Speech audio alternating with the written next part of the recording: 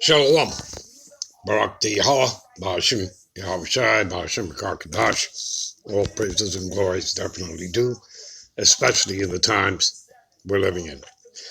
Much respects to the apostles and others of Great Millstone, and to all the brothers out there doing the work, I say Shalom.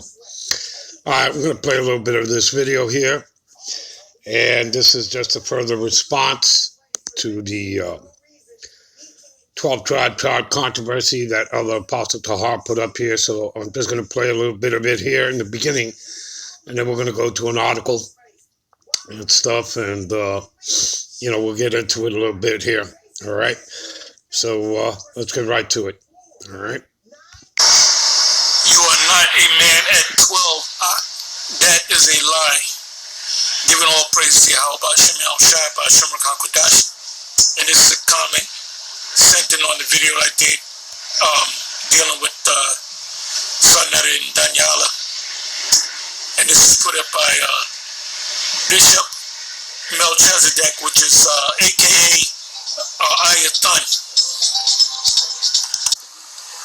The 12-tribe controversy, or the 12 tribes controversy.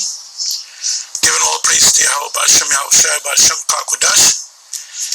And this is a comment that was put up by a Greg Cooper. And this is on the video. Sonetta and Daniela speak on GMS being on point.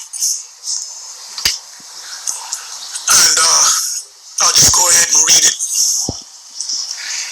And the first few lines that I read, I kind of got a little upset, and I kind of looked at this individual as a scoffer, but then as I read down and read the whole thing, he's giving his opinion, about, he knows that he's an Israelite, but he doesn't accept the so-called Latin tribes, as we call them, and, that's his opinion. He said what he had to say. He does say, as I read. All right, let's get it. All right, so this guy, his name is Greg Cooper. All right, who doesn't accept that the Latinos, Native Americans are, Israelites. All right, and again, I already did a 4-part series on it. And I did put up Elder Apostle Tahar, Elder Yashamam's response, as well as Elder Malcolm's response. All right, now what we're going to do is we're going to go to an article. All right, so give me a minute. All right, this is an article I believe was originally published in 2003. All right, so it's been updated, okay, since then. All right. And it says here, indigenous Puerto Rico DNA evidence upsets established history. All right. DNA evidence shows that most Puerto Ricans are a blending of Taino Indian, Spanish, and African, according to studies by Dr. Juan Martinez Cruzado.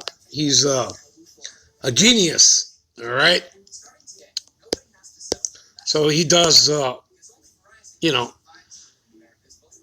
tests, DNA tests, all right?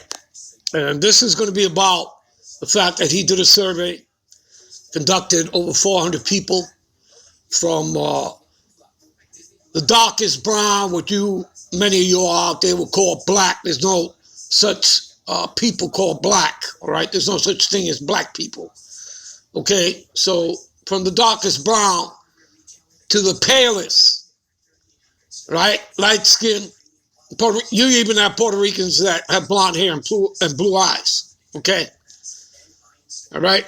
So, since many of y'all get caught up into Esau's social color construct, all right? This is to bring you all some wisdom and knowledge and understanding, all right, about something here. Okay? And again, people, this is not personal. Okay? But this is to, bring to light, to manifest things for this Greg Cooper, all right?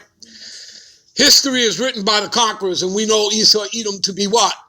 The father of lies. You understand that? We all, in this truth, we all know that, all right?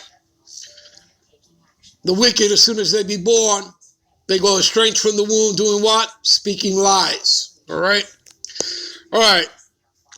So history is written by the conquerors, the native peoples of North America, right? America, Babylon the Great, know this all too well, all right? As they are still trying to bring truth to light. Now, their long-lost Caribbean cousins are beginning the same process, all right? It's an uphill battle.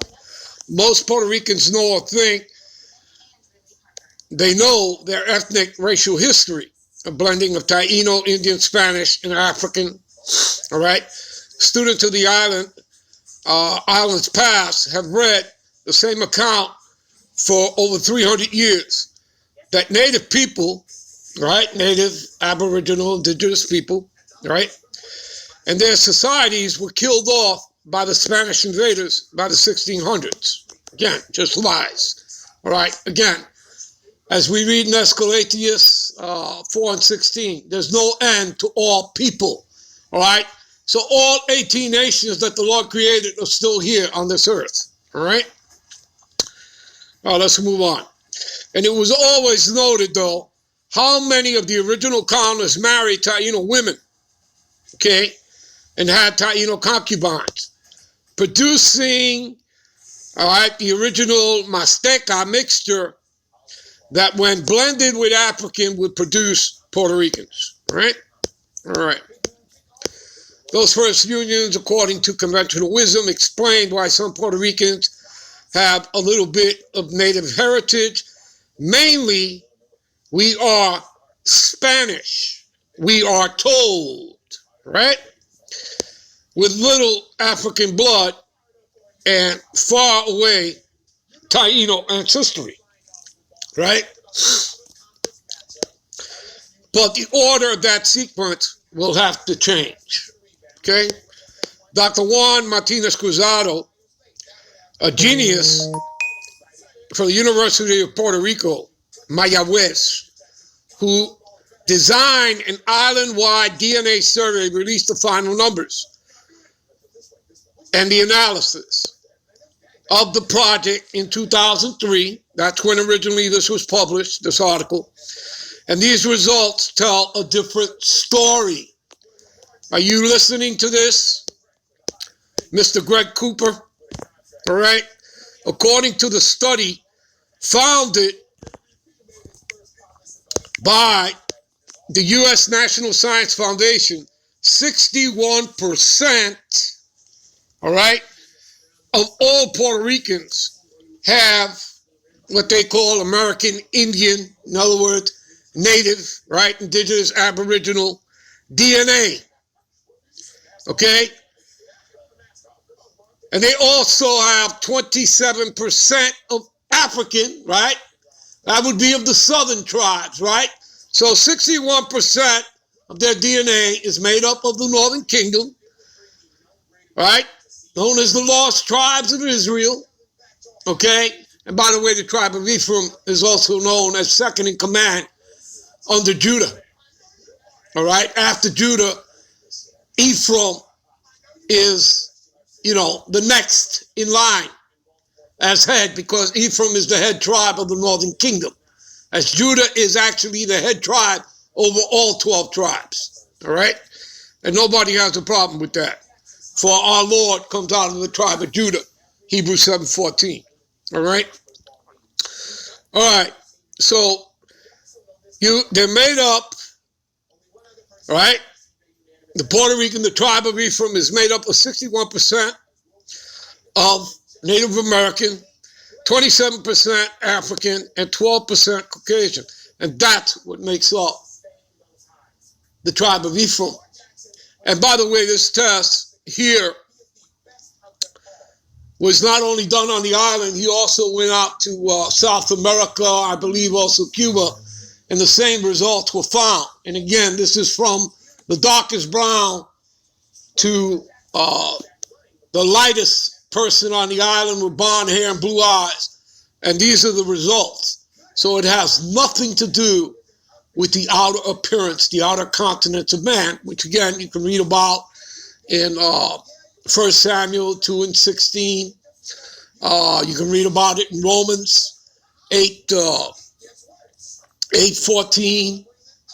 All right, 8:16. Romans, chapter 2, verse 28, 29 will tell you, again, it's dealing with the spirit. Okay? It has nothing to do with the outer appearance, the outer countenance of man, because that's not what the Lord looks at, all right, and deals with, all right? So know your scriptures, all right? Anyway, that's the point I wanted to make here. In other words, the majority of Puerto Ricans in the tribe of EPHRAIM have native blood. Do you understand that? Now, 61% mixed with the of the southern tribes. I believe that's 88% Israelite. You people get that? 88% Israelite. What do you say about that, Mr. Greg Cooper? All right, who has a problem accepting that the Latin and native tribes are the Israelites? All right, that we hear prior to Columbus coming here, okay? And he came here with 5 Hebrew interpreters, all right? You people understand that? What about, can you answer, what about this? What about this? And I believe this was somewhat covered by Elder Malcolm. This is Black Indians. This is page 27. Christopher Columbus, whose unique seamanship and courage had opened the Americas to European penetration, also began the transatlantic slave trade. See, it started with the Northern Kingdom. And he started by shipping 10 chained Arawaks, right? Also known as Taínos, because that's what the Spaniards first named them, Taínos. Okay? And then came across the name Arawaks around the 19th century, all right, from some Swedish archaeologists. So, chained Arawak men and women, all right, to Seville, Spain. In 1498, he wrote enthusiastically to King Ferdinand and Queen Isabella about the business possibilities. From here, in the name of the Blessed Trinity, we can send all the slaves that can be sold. When he loaded 1,100 Taíno, now again, this is a tribe of Ephraim. There's no difference between Arawak or Taíno, all right? Talking about the same people, all right? Men and women aboard, all right? Their Spanish ships, and there were 4 of them.